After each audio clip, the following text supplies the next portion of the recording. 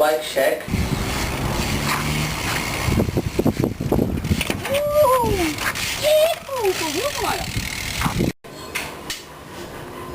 Como vocês sacam aqui minha bike,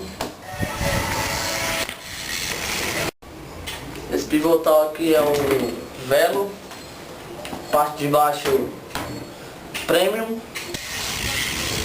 Até o O pé de vela aqui é um Pro X.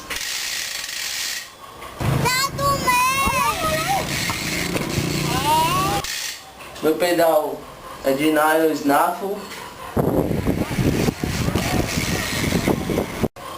Mesa Zoom. Guidão LZ. O garfo LZ também.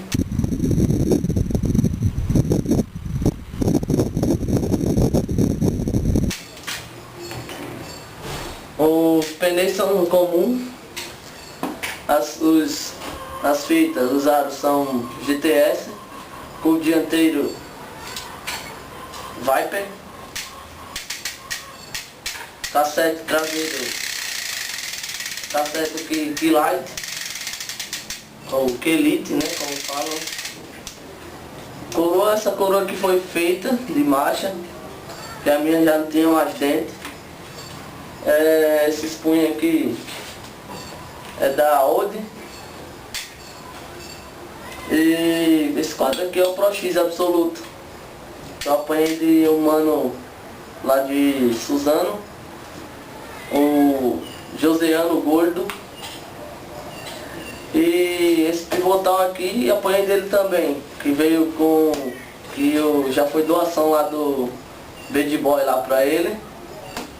Aí Bad Boy, tem o pivotal que está comigo agora. Tá, ajudou em altos bares aqui. E isso aqui é minha bike 2011. Eu andava com a Miraco, só que infelizmente ela foi a lona. Não tinha mais onde soldar, não cabia mais solda nela, que já era repleta de solda. E se vocês quiserem sacar, vocês olhem no blog lá, BMX Sacanagem, que tem tudo dizendo lá sobre ela. Tem uns vídeos meus lá, com os meus rolês lá. Um dos meus melhores rolês lá tá com a Miraco, com a bike, né, que me deu muito prazer de andar com ela. Viajei muito aqui pelo Nordeste pra fazer minha parte rápido. Mas é isso aí mesmo, estamos vivendo. Tô com a bike aqui, acho que pesa aproximadamente uns 15 quilos por aí, mas isso não me impacta de andar.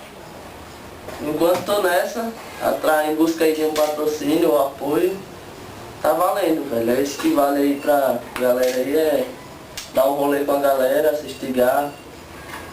E é isso aí então. Valeu, mano!